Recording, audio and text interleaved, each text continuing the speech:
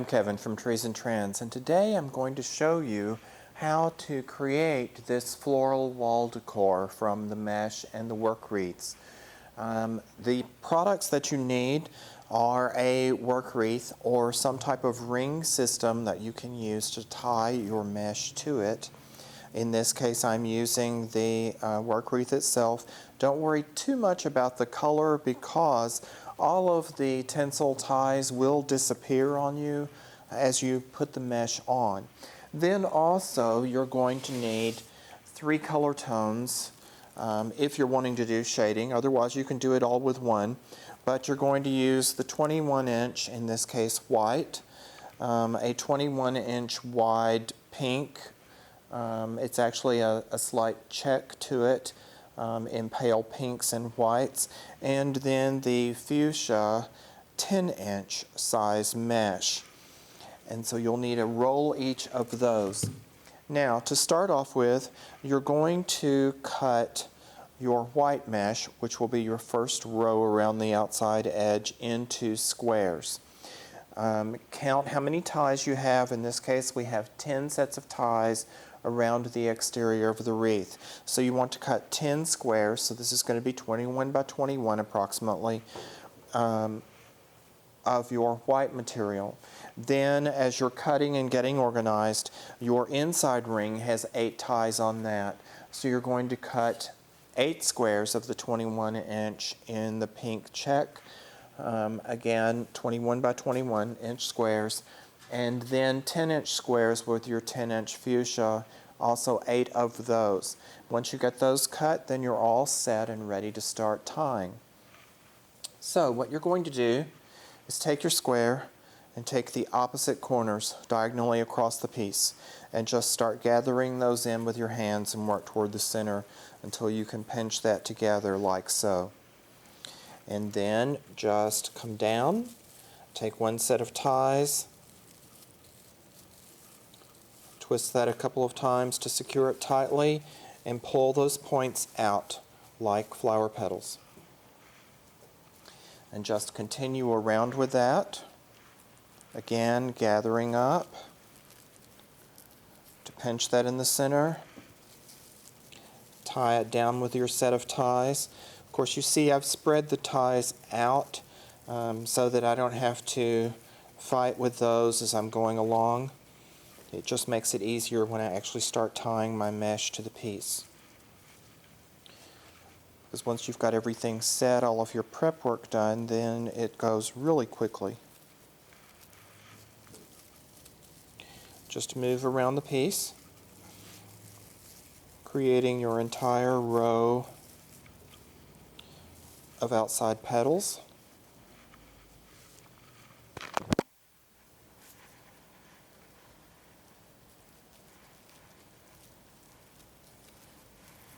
This is great for a garden wall, a fence, also indoors in a girl's room, really no matter what the age. It'd be great over their headboard, or use, as I've done the wall behind me, mixing with metal flowers and other things to form a wall collage. And you could even attach it to a ceiling in the center, like a ceiling medallion, just depending on how interesting you want your decor to be and how much fun you want to have with it. As you can see, I'm just continuing on around.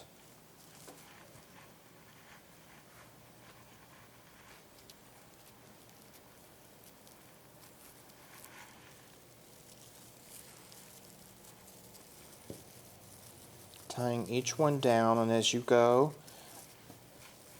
each petal pushes off against the next one. So you really get that sort of natural twist going on that flower petals have themselves as they're pushing against each other as they grow outward.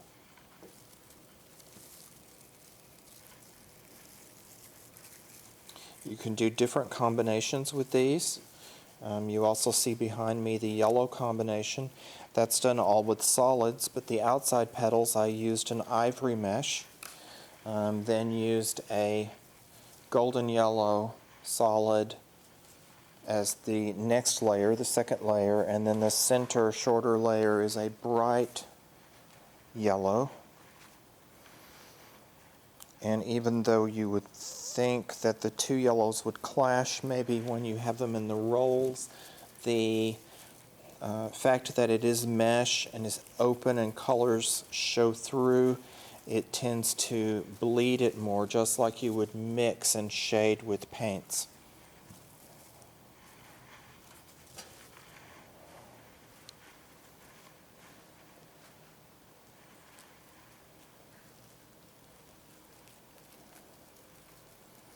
Don't worry about pleating, precisely and all of that as you're using your hands to gather that up. Again, that just helps give you that natural look. So there's no need to stress out over trying to pleat exactly. And this is our last petal of the white row.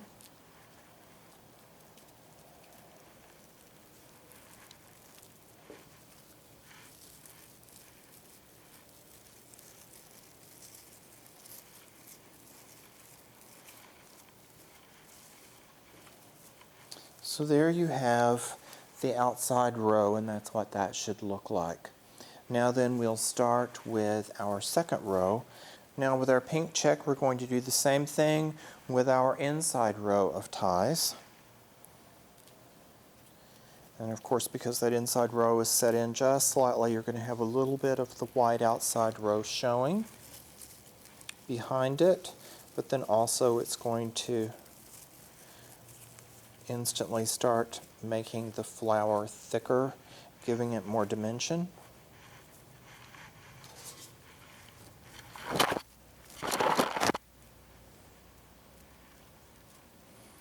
You just keep repeating that same technique of gathering it up.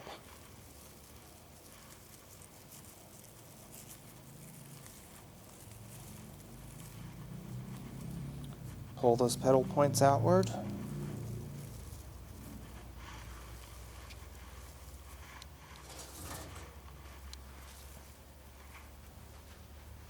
I think this could also be really pretty as wedding decor on some main doors maybe, or perhaps on walls.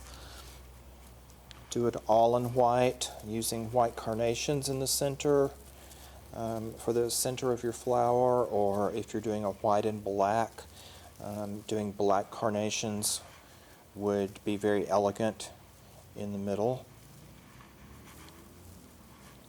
It'd really give you a different look and give you a very large decor piece for a very reasonable cost.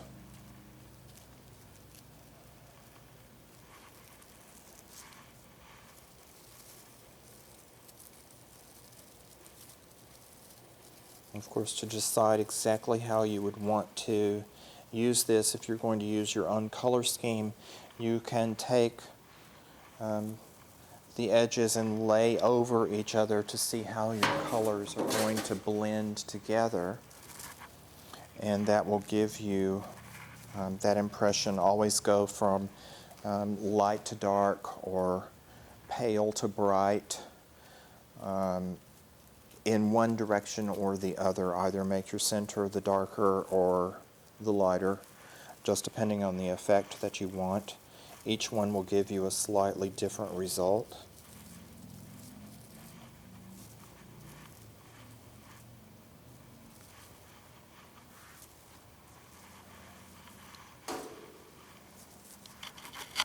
We almost have our second row on.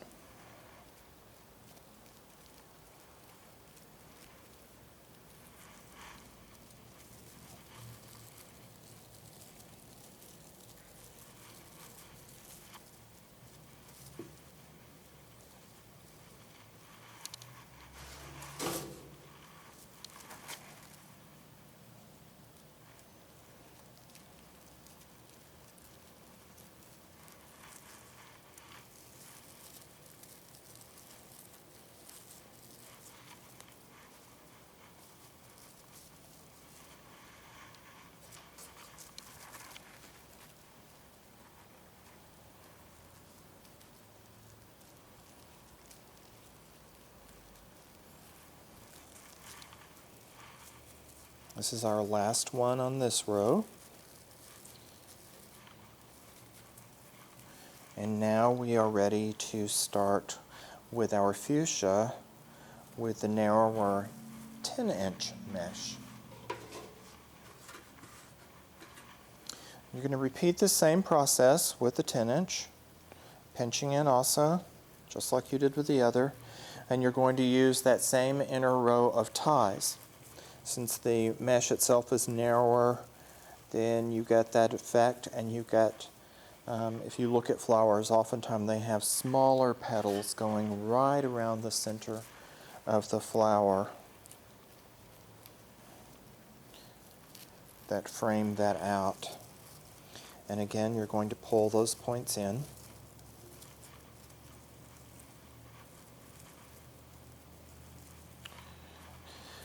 Outward, just like so.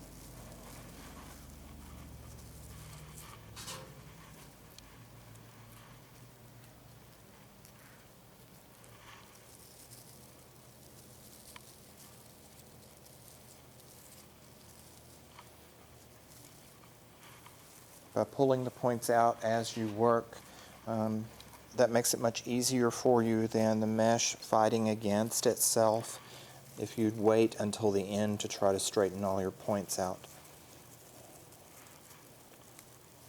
So you will be much less frustrated if you pull those out as you go.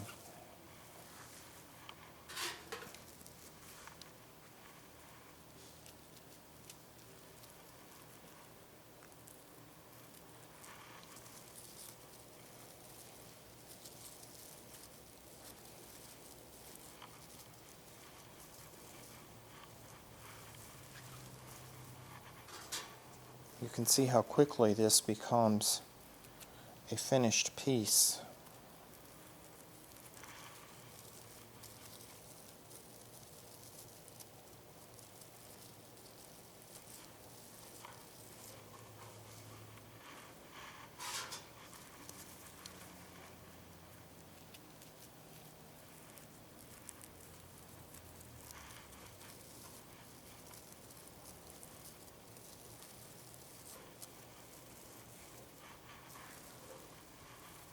Okay, this is our last petal.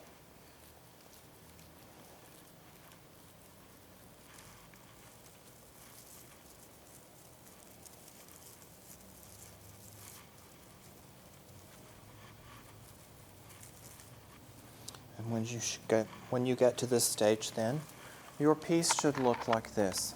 And so now then we're ready to begin filling the center and giving you that base to finish off your entire piece. To finish that off, we're going to continue using the 10-inch mesh. I'm just going to roll some of it out. And you're going to just gather that together like so. Come over to this one of these side pieces and just tuck that end underneath and tie that off. And then I'm going to pull over to the next piece on that side, and I'm going to tie that off. Now, all I'm doing is going to go back and forth across this middle just to form a flat, slightly puffy center, which I can either leave like that at that point, or I can add something else too, which today we're going to add flowers over that center. Now, some of your ties you'll have to use more than once, just so that you get that filled in more so. You don't really want a lot of empty spots there. Don't pull it really tight though, because if you do, it'll take you forever to fill in the center. And you're just going to move back and forth.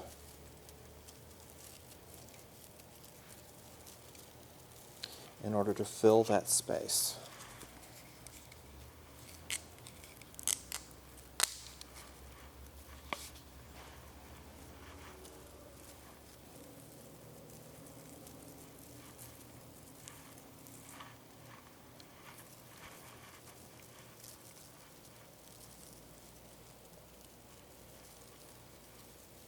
If you run out to the end of a roll and just start another one in that same spot and carry on until you've completed there. You know, just like I was showing you there, where you ran out there, you just pleat, turn that under, just so you don't have that ragged edge sticking out. It's on your back side. Tie that down again and continue onward. You can do that anytime that you're working with mesh. Let's see.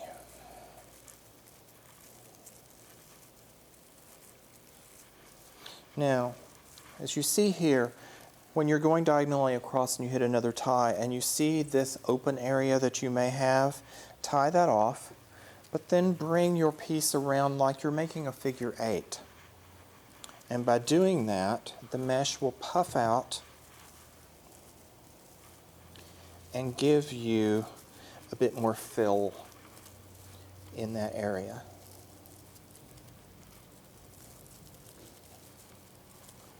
And then you can continue on.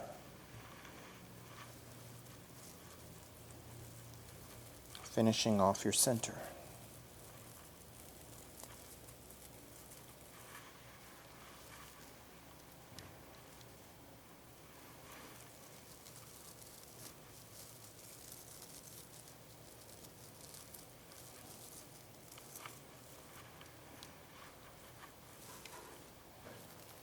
Now that you've gotten to your last point, just trim that edge.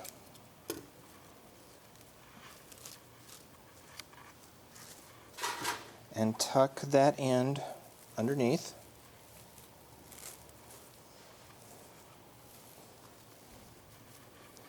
And then you're ready to begin with your center. So this is what you've got once you finish getting this base part of your mesh done. Okay, now then, for our floral center here, which you also see on the flower behind me, I have used an inexpensive Queen Anne bush. And as you can see, here's your construction. Most of your inexpensive bushes have the leaves that slide up and down. So what I do is, in this case, I slide that top set of leaves up. Now this also has grass on it, which sometimes you've got bushes that are like that. That's just fine. Don't clip it off, because after all, some flowers also have little anthers and things that stick up in the middle. So all I'm going to do is clip this fairly short so that you've got a wire showing like so. And I'm going to just do that with all of the blooms on this bush until that portion is complete and I'm ready to glue those on. Again, slide everything up the wire just like you see and cut. Now, once you have done that,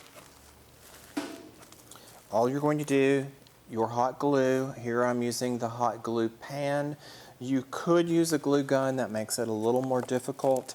Of course, I always prefer the pan to use just because it's safer. It's also easier to dip things in if you're doing lots of craft type projects. You can see more about the glue on our All About Glue video here. So just dip that stem in, and you can tuck all of these ends down, or you can leave them out if you want, but you're going to come in here starting around the edge of your piece and just insert those stems down into some of the folds of the mesh.